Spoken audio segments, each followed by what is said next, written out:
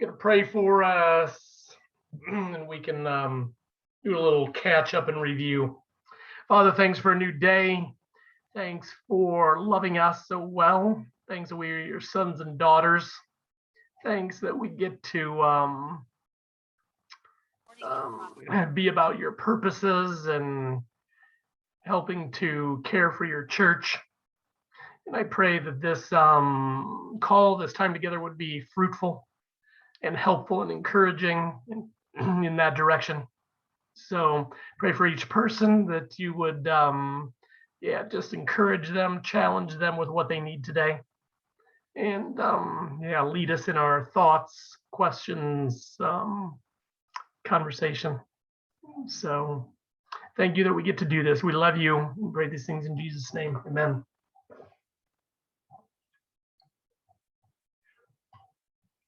Well, I'd love to hear. So we had a big topic last time talking about clarifying mission.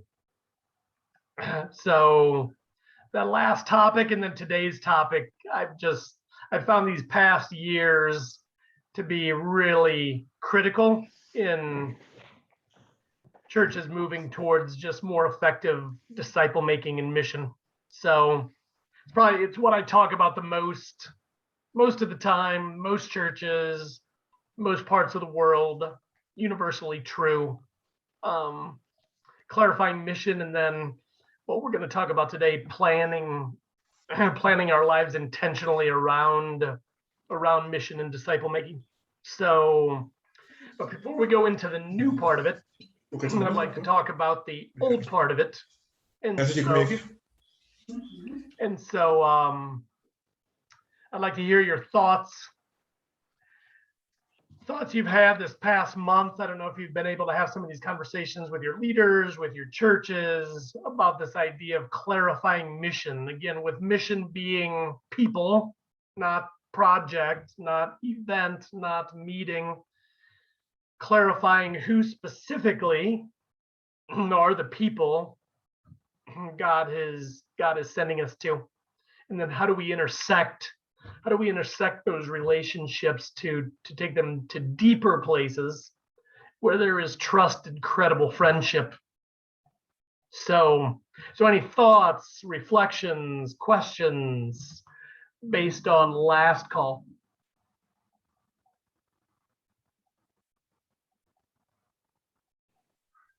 I'll start. Two things that stood out for me was one, you spoke about making a list and being intentional about people, and we started doing that as a group, to start making a list of people that we are in contact with and friends that are not saved, to as a group together pray for them and to trust God for opportunities, and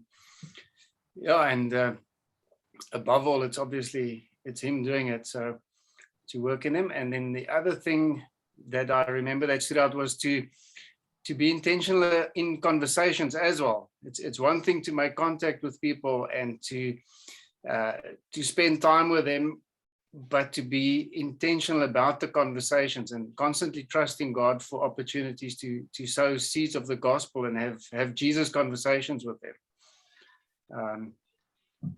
I found that quite can be challenging, because it's easy just to spend time and just have fun and have a braai and do things together. But in the end, it's to get to those conversations about Jesus. Good. So I'm going to ask you two questions back that anybody can answer them. So to the first question, you did some work in making a list and clarifying the people. Who is the mission? Where's the good soil? How have you felt about that? Has that been helpful?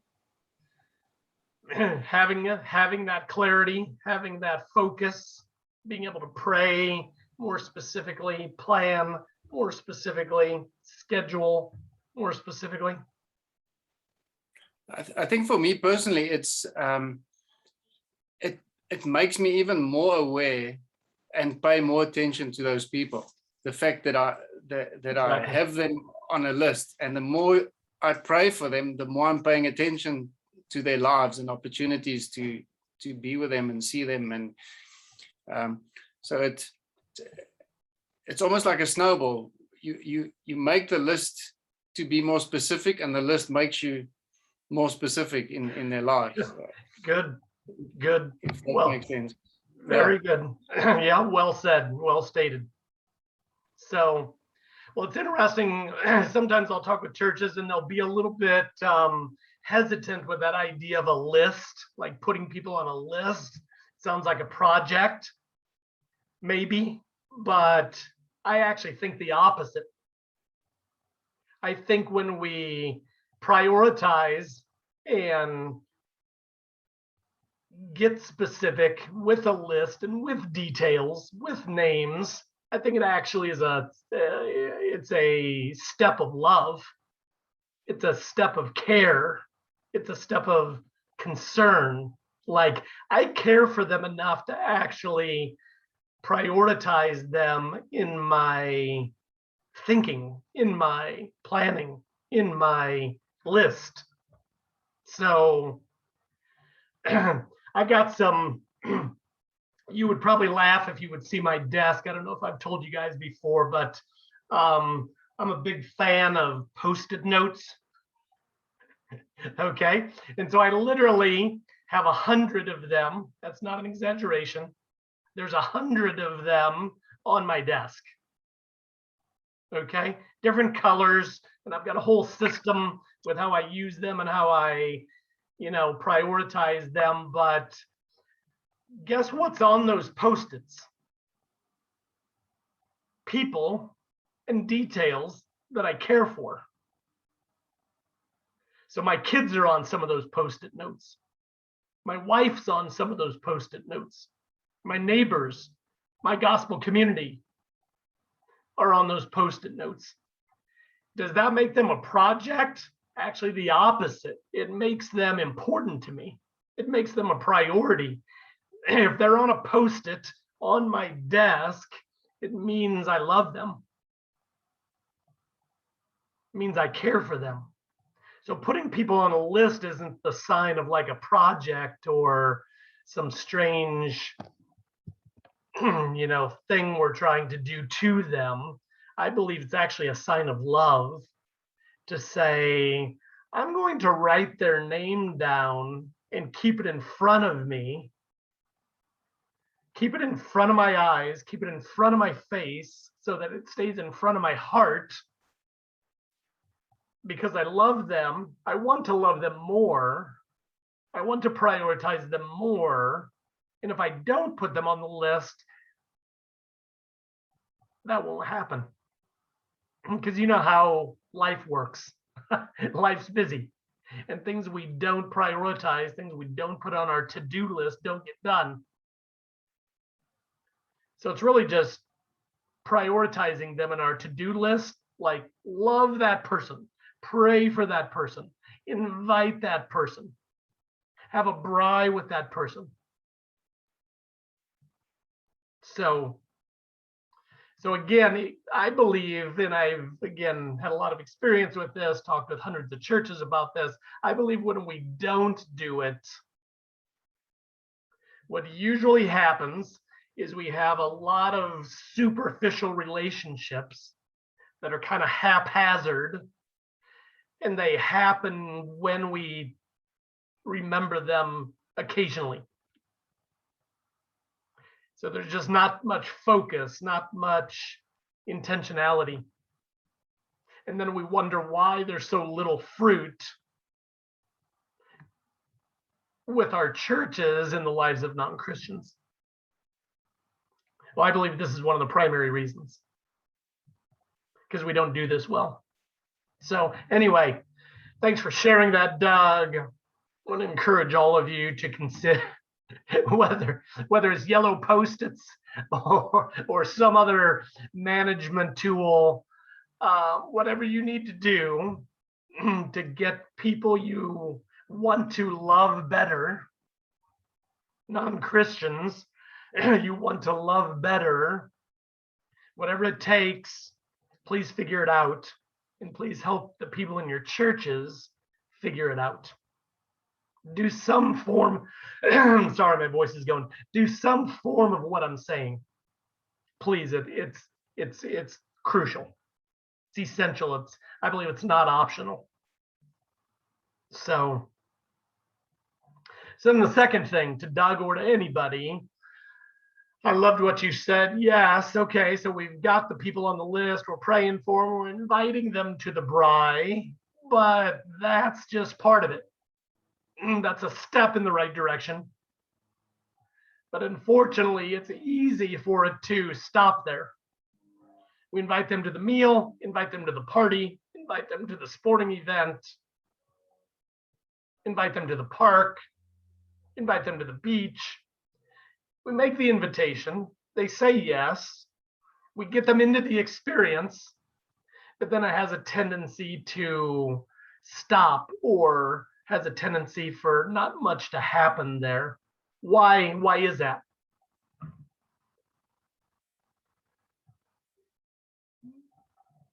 Why is that? Speak to it maybe even a little more specific to South African culture. We get people to the party, to the meal, to the braai, but then there's a struggle to have intentional conversation. What do you think? I was going to say that I think that sometimes there's a lack of intentionality, and sometimes it's how do we go from there? We've got them to the braai, they're having supper with us. How do we move the conversation forward? And yeah, I think just reflecting on what you've said in the past, for me, it's learning to ask those deeper questions rather than looking to say those sort of important truths that we so desperately want to convey, but first learn to ask the questions. That helps the conversation move forward, I think. Yeah. Good. Very good. Anybody else, anything unique to South African culture? Think about neighbors, think about coworkers. Christo, think about university students. Yeah, I think there's definitely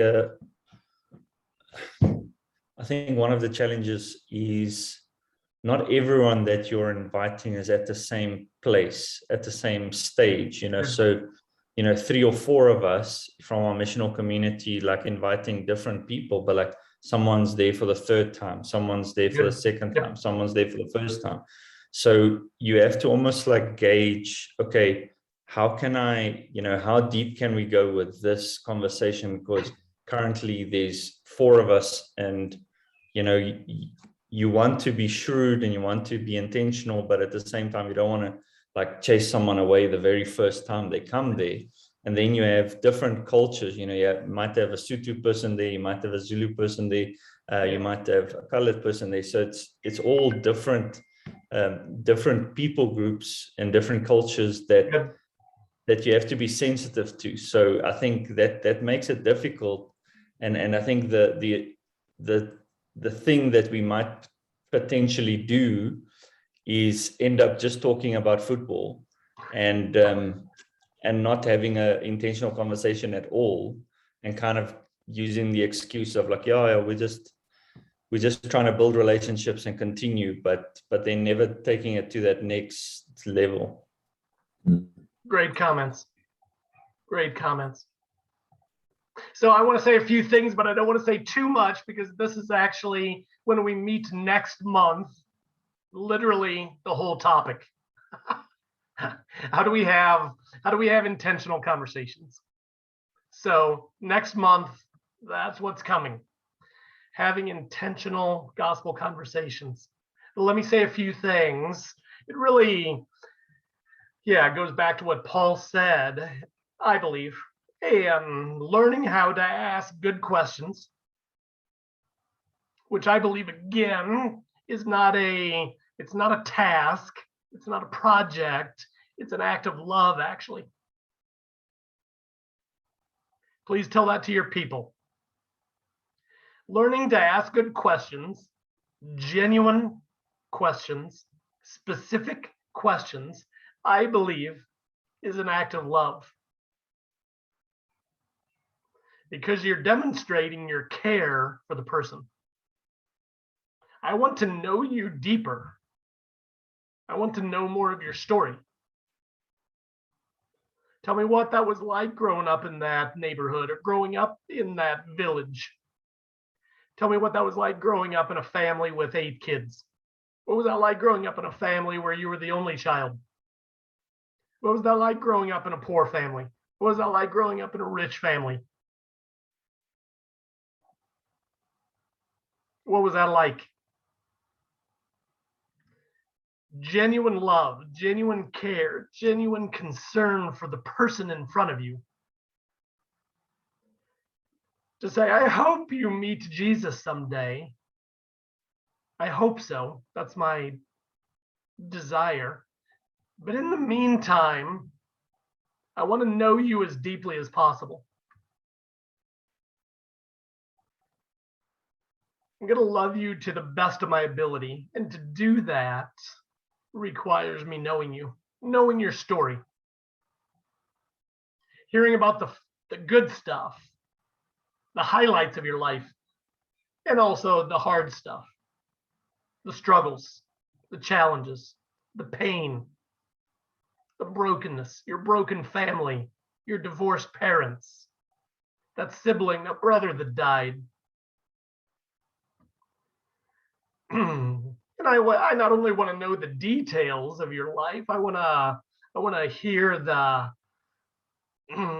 story behind the story. Can you tell me, you said your parents got divorced when you were 13.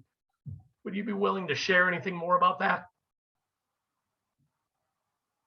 Isn't that a pretty simple question? But can you imagine what you're going to hear? You're going to hear significant details about their family, about their parents, about that situation that led to the divorce that has marked their life in maybe the most important way. It was just a question that got there. So Crystal, actually, I wanted to, when you talked about at the Bry or at the wherever, and you talk about football or you talk about rugby. Okay, let me give you an example of using rugby or using football or using sport or using hobbies, but to go deeper and to say, man, did you play? Seems like you're really into football right now. Did you play any football growing up? And where did you do that? Who did you play with? Did your dad ever play with you? Did he ever get out there and kick the ball with you? So basically, even with something like sport, you can ask them genuine questions that are back in their story to say, why do you love football? And why do you love rugby? How did that happen? When did you start loving it? Who's your favorite team? Oh, how did that happen? I was just talking with some guys the other day about my favorite American football team. Okay, just like that topic comes up here often. So this is our American football season just started this past weekend. Okay, so people are talking about it. So it came up in conversation. Who's your favorite football team? And I said, I told them who my favorite team was, which surprised them, but it was cool because just even in that moment, I shared how that became my favorite team. It became my favorite team because when I was 5 years old, I had an older brother, and our bedroom that we shared was covered in banners and pictures from that football team. So as a 5-year-old, my older brother like indoctrinated me into loving that team. So I still do today, 45 years later. But that's a important part of my story. Just in that little detail, you found out I had an older brother, and I had an older brother that I shared a bedroom with, and I had an older brother that I respected, and so his football team became my football team. Like, just through that little detail, that little question, you learned all of that about me. So do you see how, whether it's food or sports or politics or any topic,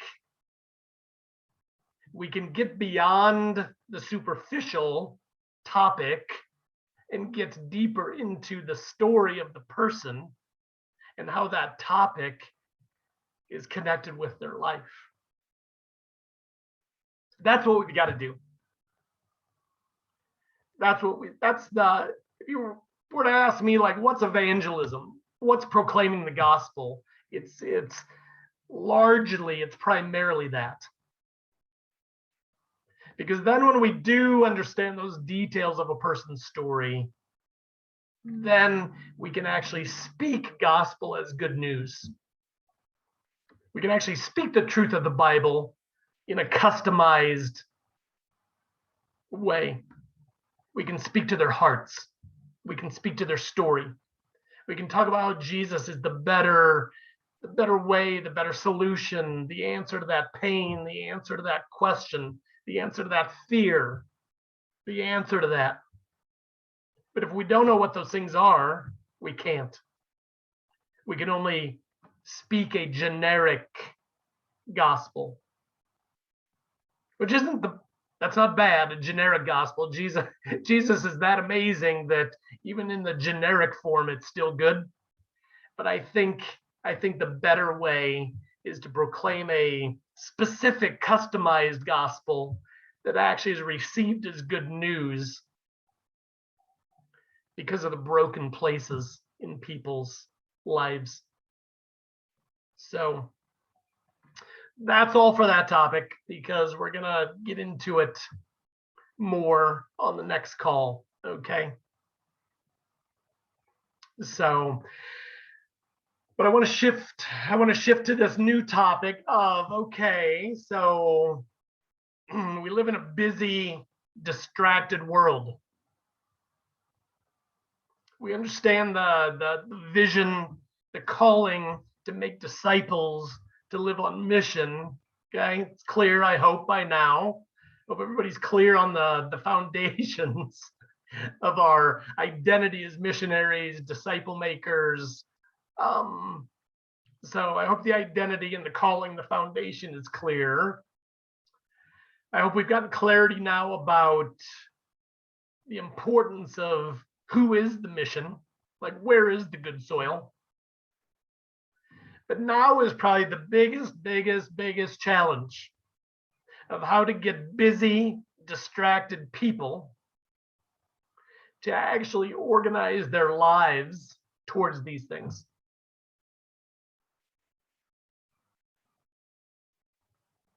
Sometimes with people in your churches, the problem might be one of heart motivation.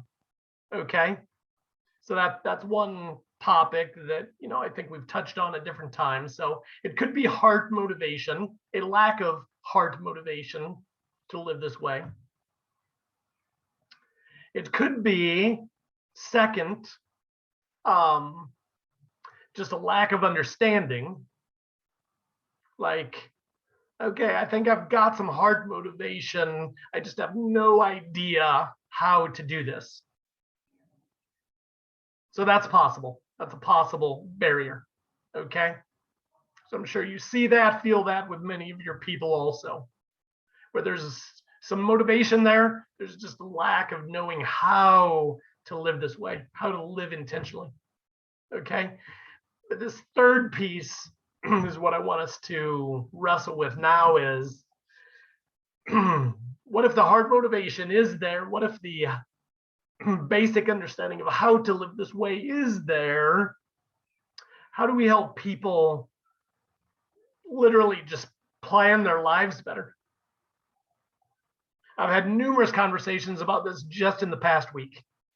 This idea that if people do not have margin in their life for disciple making and mission, it can't happen. So part of it is one of intentionality, but part of it is one of having margin in your life. And so margin in your schedule, margin on your calendar, margin.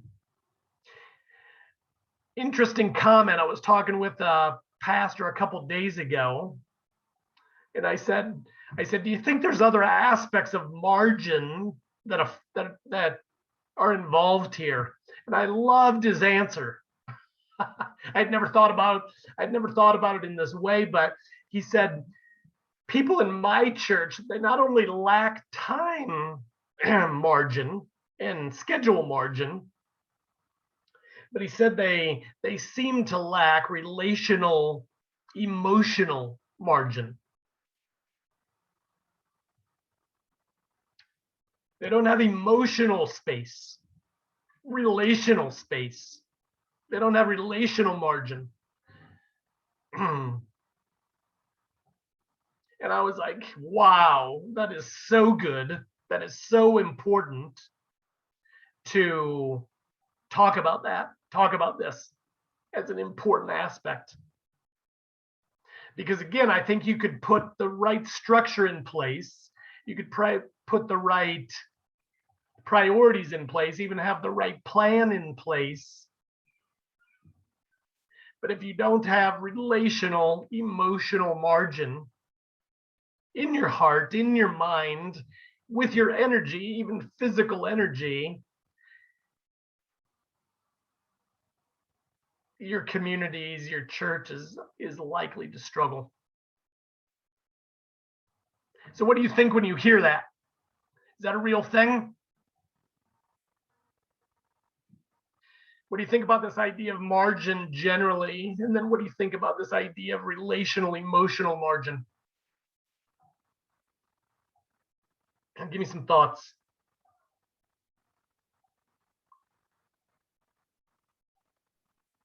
Sorry, Todd, what do you mean by relational margin? Are you saying people are saying that they already have 3 or 4 friends and they don't have capacity to make more friends? Is that what you're saying? Yep. They've got their family, wife and kids, or friend group around them, usually Christians or mostly Christians. And so the thought of going outside of that relational group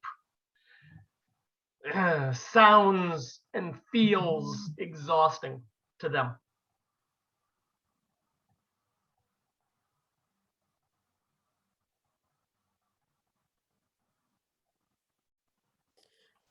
I think that's a real thing, Todd.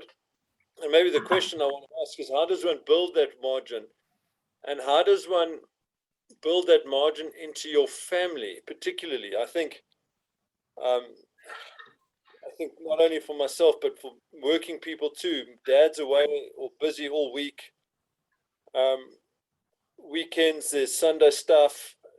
Saturdays is then family, or the desire at least is that the family gets dad's attention so that they build that. But then there's no, yeah. So good. I'm mumbling on, but you understand what I'm asking. Yeah, absolutely. Oh, I want to hear some more feedback, but quick comments. One of the things, when that pastor I told you about even said that this idea of mental, relational, emotional margin, one of the first things we said is social media, people's phones, that's sucking the life out of a lot of people. That is stealing a lot of this margin. And actually the social media companies know this. They know it and they profit from it. And everything they do is geared towards stealing, really stealing, dominating, controlling your thoughts, your emotions. Every time you look at this thing, it requires your brain to engage it. Even if it's for 2 seconds. Oh, who just texted me? My mind has to go there. My mind has to engage it, which means what? It's not engaging somewhere else. It's not engaging something else. It's not engaging something better. So then think of how many times that happens in a day. And you wonder why so many people are tired. And so many people have no relational emotional margin. So this is one of the big problems. And we could obviously think of other connected problems that are a result of email, Facebook, Instagram, Twitter, advertising, the commercials, everything you see all around you all the time. It's all, the whole goal of it is to dominate and control your thoughts. They want you to think about their product. They want you to think about something other than the better things.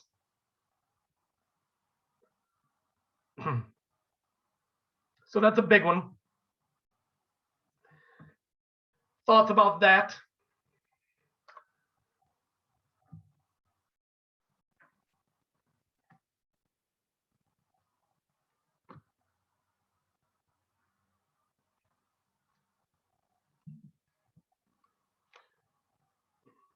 You agree?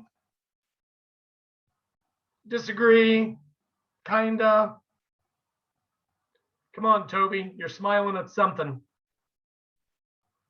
You can't give me that kind of, you can't give me that kind of smile and not comment. Yeah, you can guess which is which, but we've been commenting on just the difference between an extrovert and an introvert, when it comes to that as well, and so some of us, our tanks are full come Friday or the weekend, and we're ready for lots more relational engagement. Good. And some of us aren't, and so I think that plays into it. And I mean, it's got a.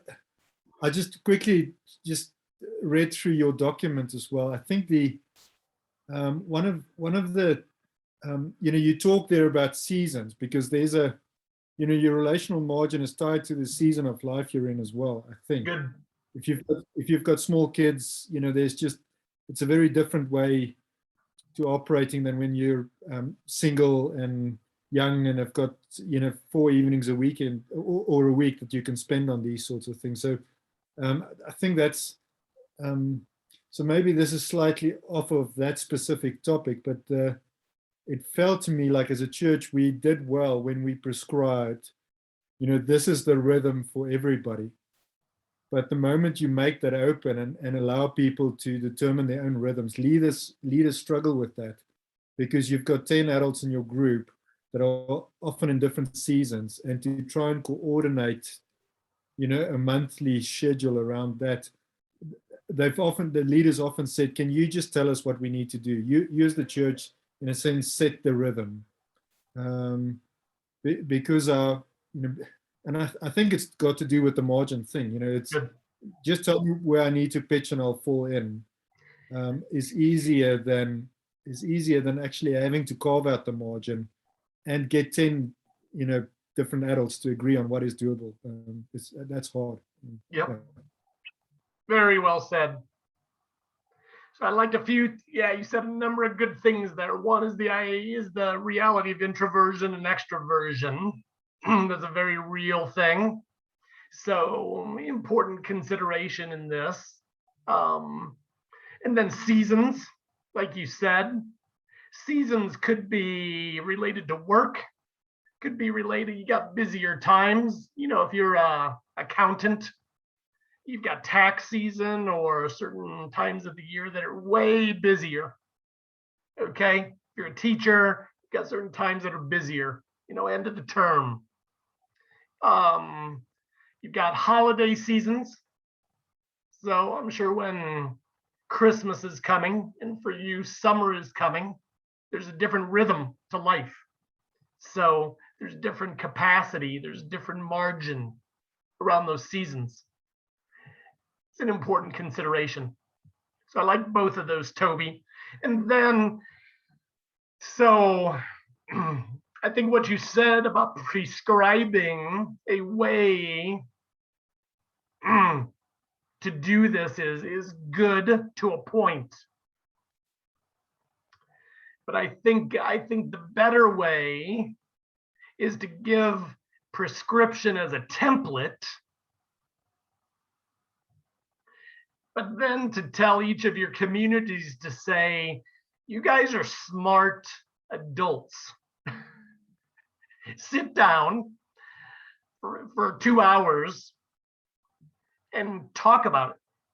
Here's the template. Here's a model to look at, an example to follow, but sit down and talk for 2 hours and come up with a sustainable plan.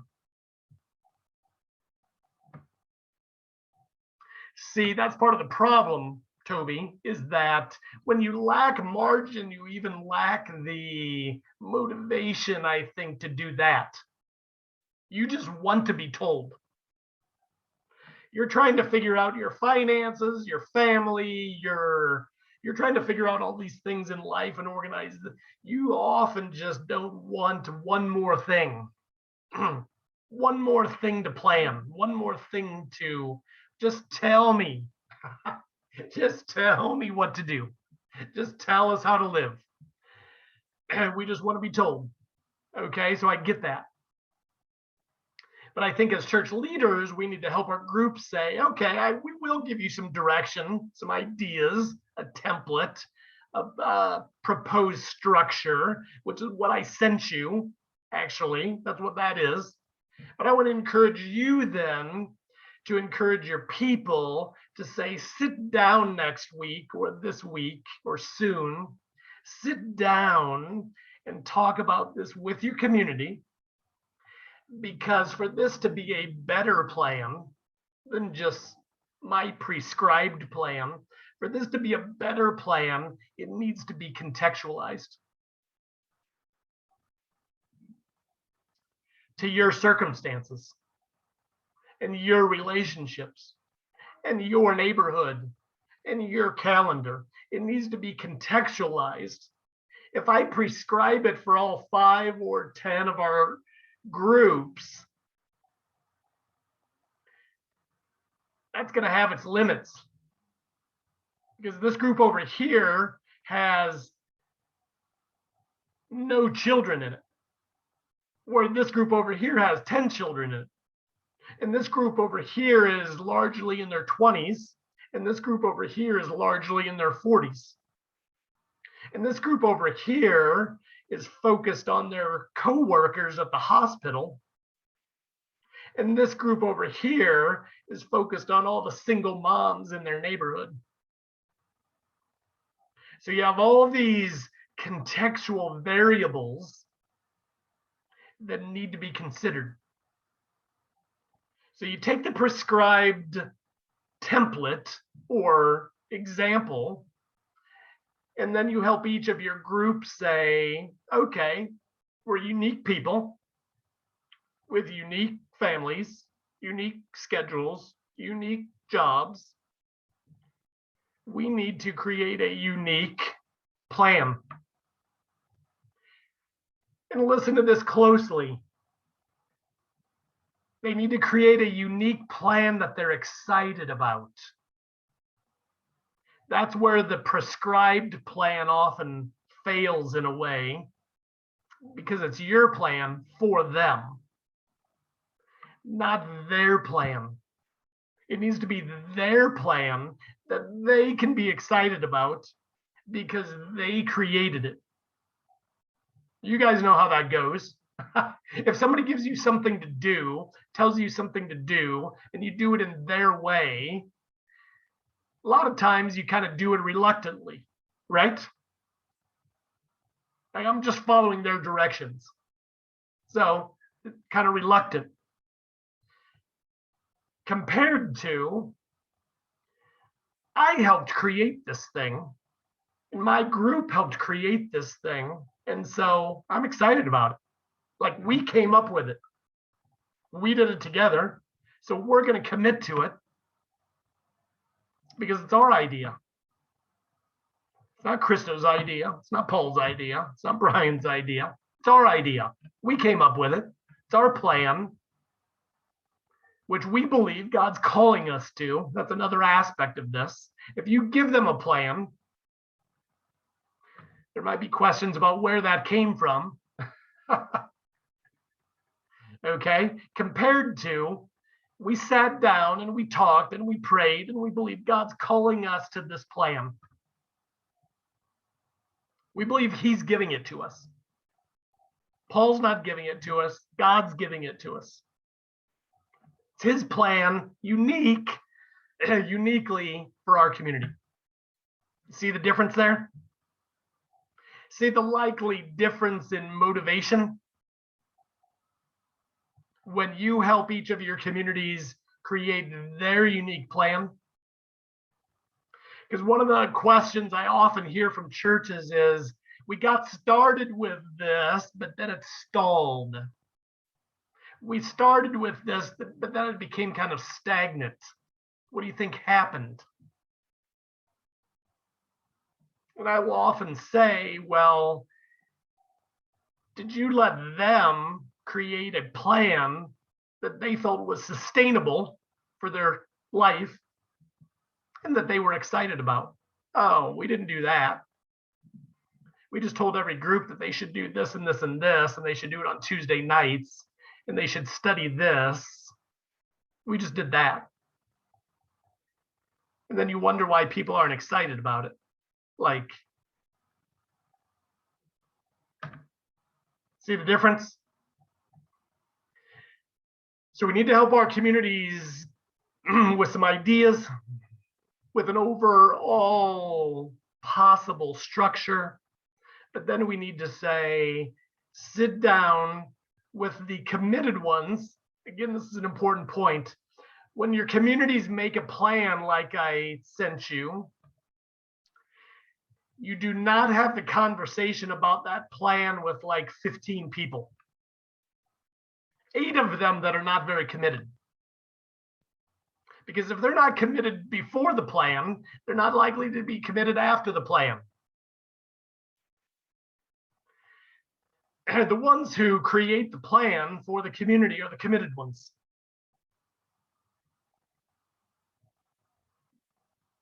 And then they share that plan with the broader community to say, this is what we believe God's calling us to. You want to come along? We hope so. But this is the plan. It's kind of like, you guys know, as parents hopefully are listening to their children, listening to the thoughts, the desires of their children, the ideas of their children. But who does the ultimate decision making? Parents do. I hope. Okay. My 11-year-old, my 6-year-old, they're not making family decisions unless it's about dessert or what park they want to go to. I might let them make that decision sometimes. Okay. But important decisions, parents are making. Same thing in this case. When your communities create these plans, the committed ones, the parents of the communities need to make the ultimate decisions about those plans because they're the ones responsible. They don't let the whole group decide. Okay. Okay, enough about that. What thoughts, questions? Hopefully you looked at the 30-day plan that I sent you.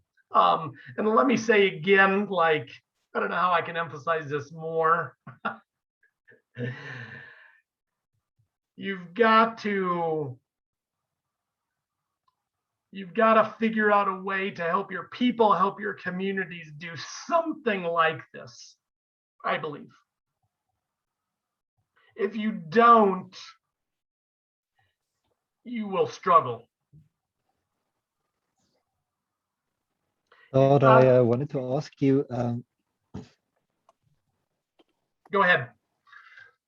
Oh, thanks. Just you know, in terms of coaching, let's say the margin can sometimes. It sounds to me like what we're saying. Part of the way forward with these margins is to actually just intentionally plan for it and give people scope to start tasting what this life can look like. And I'm sure, you know, there's great joy in it to be discovered in it. But you know, the other day I had a conversation with some of our leaders who's been coming along for many years in you know, in our own church, and it sounds like some of them started with a big margin, had high hopes, and got burnt, you know, in the process of trying things. And part of what I felt as they spoke was just the need for far more coaching with these Good. things, because you know that people are, if they push into these areas, things get sort of exposed. You know, they're not sure how to do it. They put their foot in it. Good. Fears get exposed. Sometimes they fail. They get hurt. And I just wanted you to maybe make a comment on sort of what is the coaching with this sort of stuff. You know, just in your experience. I guess there's a lot of leadership and coaching necessary to go along and make this margin viable and keep it viable and sustain it and keep it healthy. Yeah. Very good and very, very intuitive question. So thank you for raising that. Coaching then absolutely critical for all the reasons you said. Plans need to be adjusted, right? We do that all the time in our schooling, at work, with our families, with our finances. We're adjusting our plans often. So for you to be able to coach your groups and to say, well, I encourage churches every 4 to 6 weeks to be checking in with their communities. Every 4 to 6 weeks. Check in and ask them first what's going well. Let's celebrate that. Second, what's not going so well? What do you think needs to be adjusted? So let's talk about the adjustments that are needed. And then third, let's create a few very specific action steps to that. But can you imagine the difference between coaching a group to their plan versus to just some random thing? Again, why these plans are so critical. If your communities have these plans, then you can coach very specifically to the plan. Okay? You guys watch any rugby ever? Is rugby? Probably not. No. Yeah, obviously. Okay. You love rugby.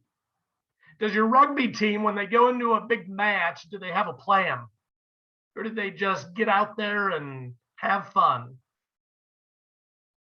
No. Very specific plan.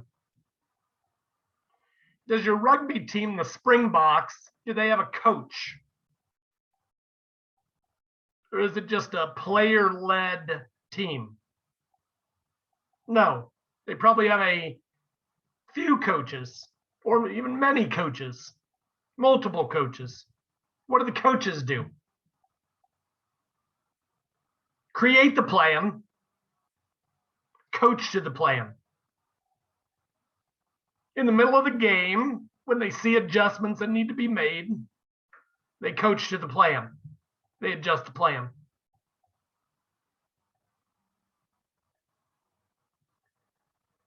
So this is no different. Just like the Springboks, your communities need a plan. Month to month, you coach to the plan. What's going well? What's producing fruit? Let's keep doing those things. What are we struggling with as a community? Okay, let's adjust those things. Maybe you have a community that has multiple small children in it. And they're trying to meet from like 8 to 10 p.m. in the evening. It's like, yeah, it's probably not a good idea.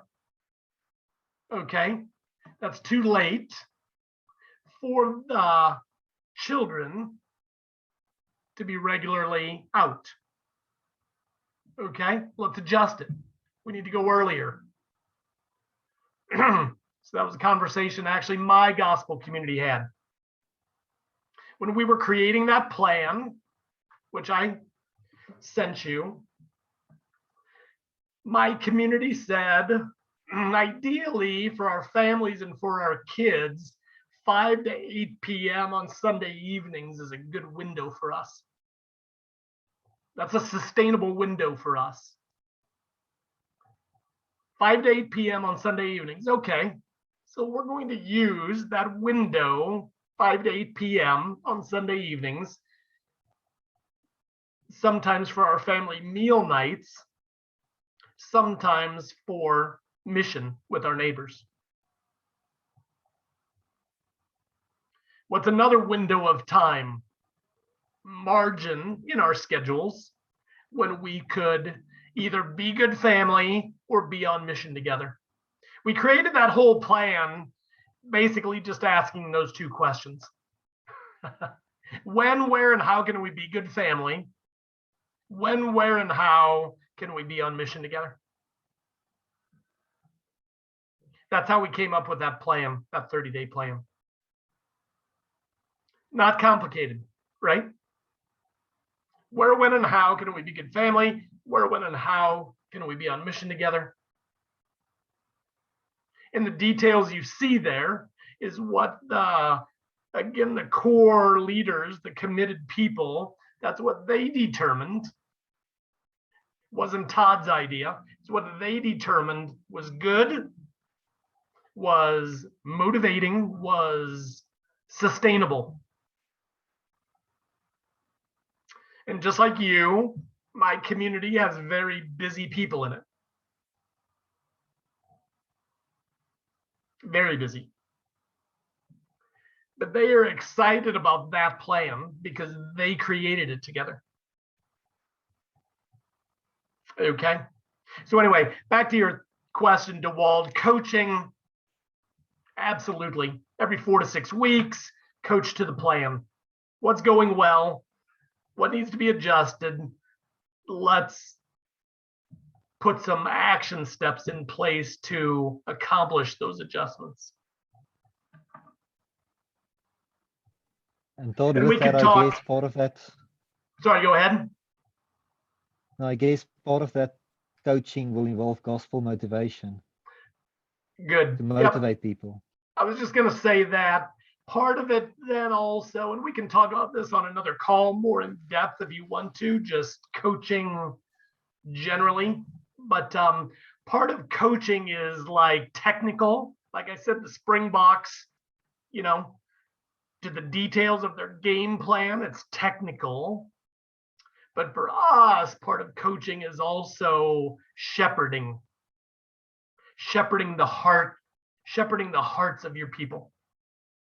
So it's got a technical side to it, the details, strategy, the structure, the technical, but then it's got a heart side to it, the heart motivation. How are you guys doing at a heart level? Feeling encouraged, excited, passionate, motivated? Are you loving Jesus more? You loving each other more? So technical aspect, shepherding aspect. And we can talk more about that on another call, if that would be helpful. So, other thoughts, comments? What do you think about the 30-day plan idea versus the 60-day idea or the 90-day idea? What do you? First, a question, Todd. So are you, though, as church leadership, specifying the 4 or 5 things you want to see in a plan? You want to see them committing to expressing their worship identity on a Sunday, for example, their discipleship identity in their DNA groups, their family identity in their meals, and their missional identity in their Good. missional events. So you are saying, you're giving them those expectations, and then say, right, fill your month up with those things in what Good. works for you. Good. So that goes back to what Toby said. Yes, you're prescribing. I'm not even sure that's the best word, prescribing. I don't know. We'll just say you're prescribing those things, Paul, which you convictionally believe are what is needed to be faithful disciples, making disciples. But then you say, you need to create, again, a contextualized, sustainable version of this.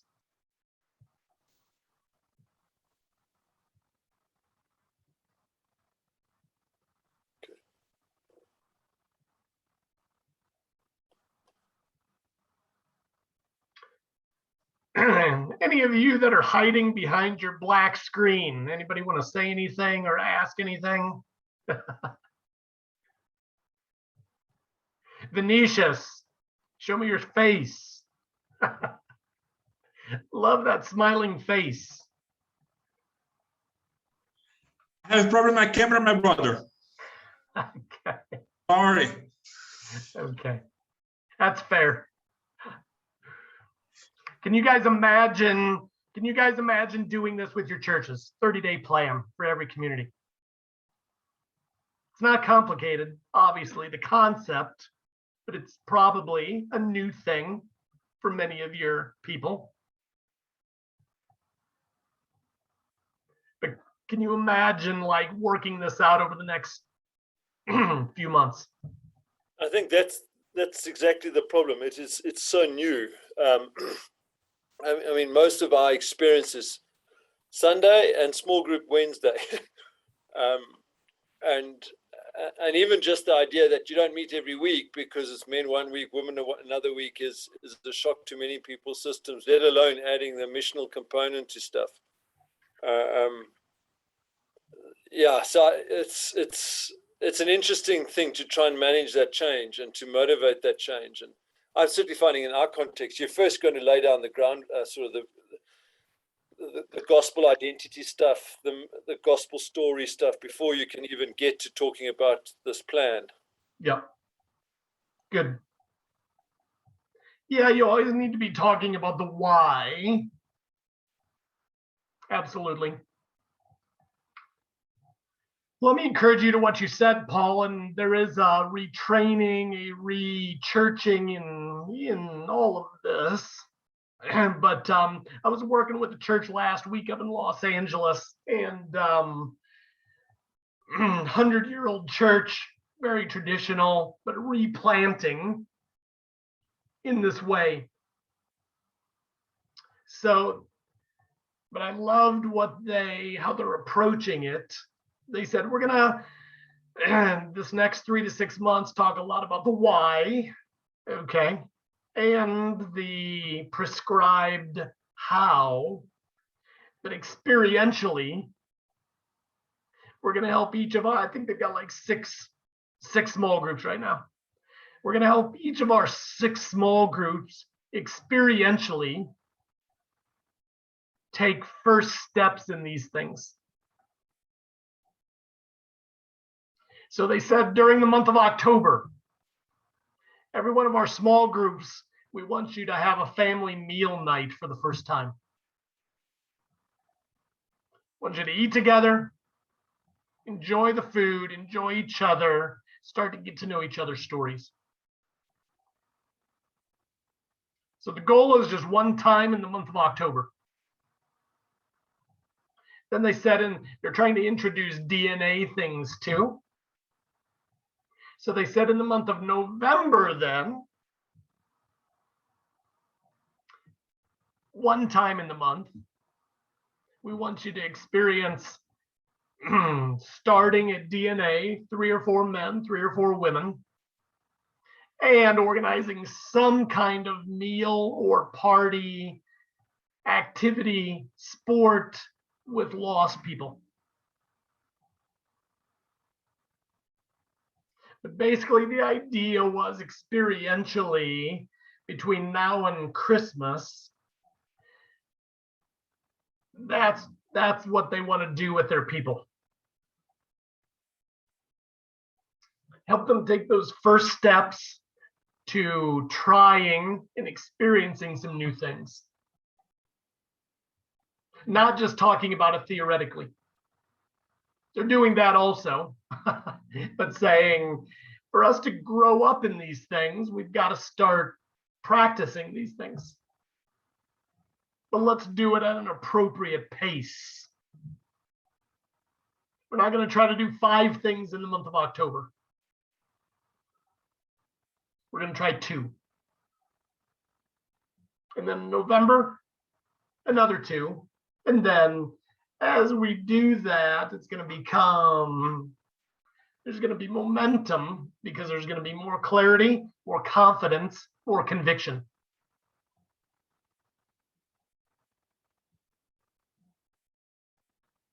I think that's where a lot of churches get stuck actually is talking about these things too much. Again, there's a place to lay the proper gospel foundations and the why behind it, but just slow to get started on the experiential side. I think they need to talk about it a lot first before they do more on the experiential side. And I almost think it's the other way around. I think it's going to be hard for your people to understand until they have some experience with some of these things. Then when you talk about the why, it's going to make more sense. When you talk about the how, it's going to make more sense.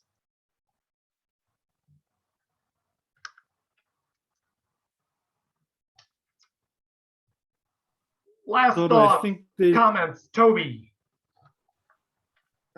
I just, the way you spoke about your Sunday evenings, I do think there's some wisdom in having some consistency, using a certain time slot even for different things, so that we're not entering this week not sure whether are we meeting Wednesday or Friday or Sunday. Yep. But there's some consistency to say, no, we know we set aside this evening. What we do in that bracket might change, but but that time is set aside for. I just think for all the complexity that Paul is even talking about, that mitigates against some of the complexity just by having some fixed, idea in people's minds as to what they. Good. Yeah. Well, that's the big idea with a 30-day plan. You're basically setting fixed things in the schedule. That's all you're doing, so that you could organize the rest of your busy life around it. See, too many Christians have their busy life, and then they reactively might have a little time left over for other things, ministry things, disciple-making things. But it's the wrong starting point. The starting point needs to be, you're a disciple maker, so make disciples with your life, with your work, with your schedule. So start with the plan and then organize the rest of your life around it. So my gospel community, you see in that plan, we have Wednesday nights also blocked off. You see that? Wednesday nights are blocked off for DNA. So like you said, Toby, that's a big deal. My kids are very active. but they're active on Monday, Tuesday, Thursday, Friday nights. Because Wednesday nights are blocked off for DNA. And then Sunday nights are blocked off for family meal nights or mission. And then we've got a few other windows of time, sometimes Friday nights, sometimes Saturday afternoons, Saturday mornings, or some other things as well. But locking those things in your schedule creates good good protection for those windows of time. If you don't do that, people will fill their time with 10 other things. Because that's how life works today. Things competing constantly for our time. So if things aren't locked into the monthly calendar, they will get pushed out by lesser things. And it happens all the time.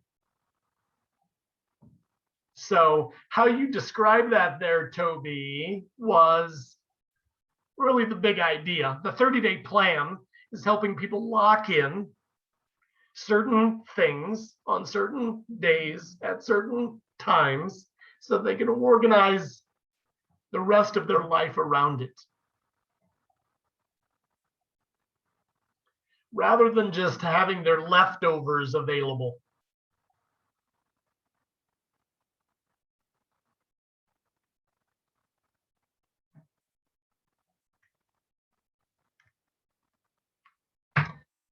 Well, I hope this is encouraging. Going back to what we were saying, back to the margin idea too, I can tell you, if you can help your people, your communities grow in this planning, intentional planning, prayerful planning, it will reduce, it will do many things. It will not only increase the fruitfulness in their lives and in their communities, but it will reduce the stress. The better you plan, I believe, the better your communities plan, the less stress they will experience because they're living proactively, not reactively. Part of the reason we get tired, just reacting. You know, you've heard the tyranny of the urgent. React, urgent, what's in my face? Not like, what are the better things I should be doing?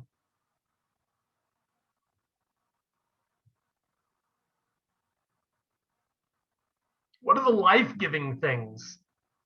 And you know, we've talked about that before. Those things that are on that 30-day plan you see, those are like life-giving. We love doing those things.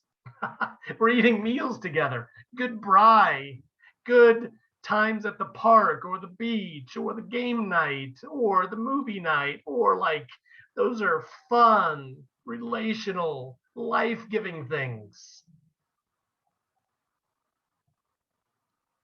Don't you want your life, your month, don't you want it filled with that? Life-giving things, not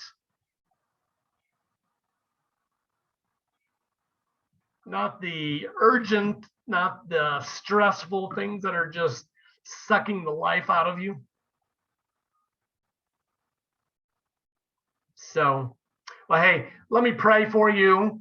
Pray that God would lead you in the days ahead to help your people, to help your communities plan. And another way to say this, even as I'm thinking about praying, is it's really just us taking seriously, I believe, proper stewarding.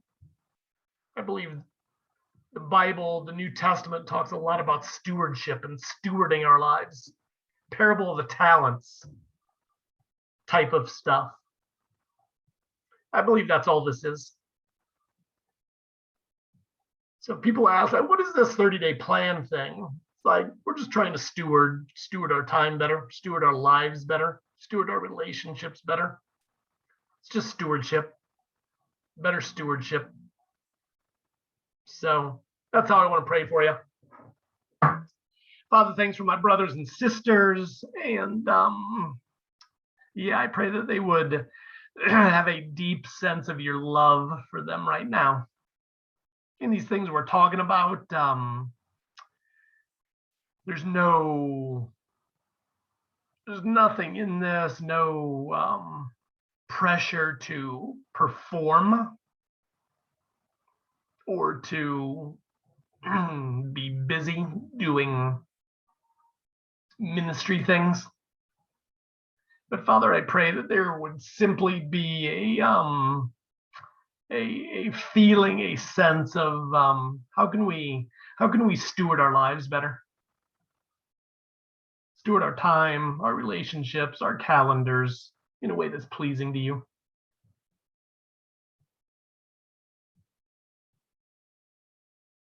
So I pray that that idea of stewardship would really just ring in people's hearts and minds.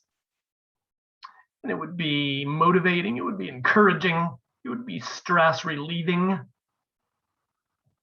it would be peace giving. So I pray that you would help them to lead their people, lead their communities, lead their churches in these directions that we've talked about, so they can experience similar things, things that are life-giving, things that are stress relieving, things that are fruitful for your glory. I pray for you, every church represented here, that it would be, that it would just experience increasing fruit, deep relationship with each other, and deepening relationship with lost people. So Father, help us, each of us, with all of these things. Give us passion and conviction for these things. Give us energy. Give us that relational, emotional margin we talked about,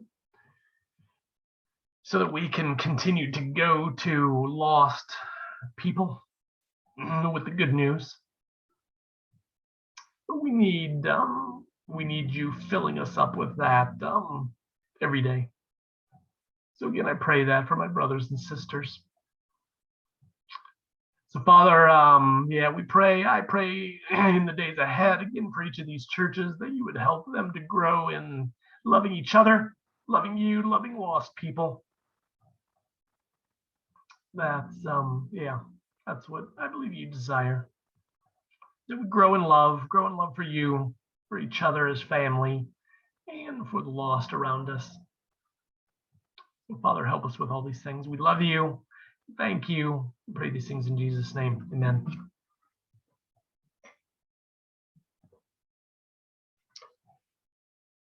Great stuff, guys.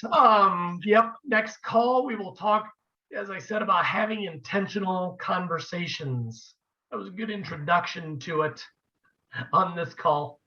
And so hopefully you can make some progress with 30-day plans before we meet next time, even if it's baby steps.